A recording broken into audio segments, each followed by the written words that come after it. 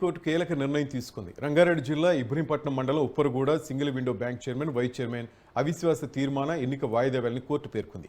తదుపరి ఉత్తర్వుల ఆదేశాలు వచ్చే వరకు ఫలితాలు వెల్లడించొద్దని కోర్టు పేర్కొంది.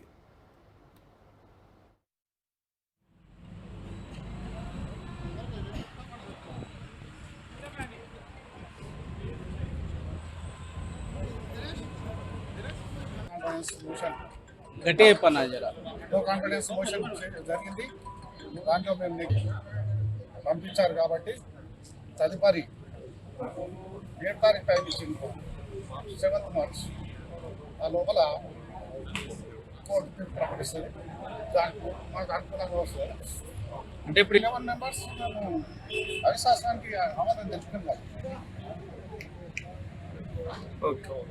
కోర్టులో ఉన్నది కాబట్టి మీకు బహిర్గతం చేయలేదు. మాకు ఆర్డర్ కాపీ వేయలేదు. 7 తర్వాత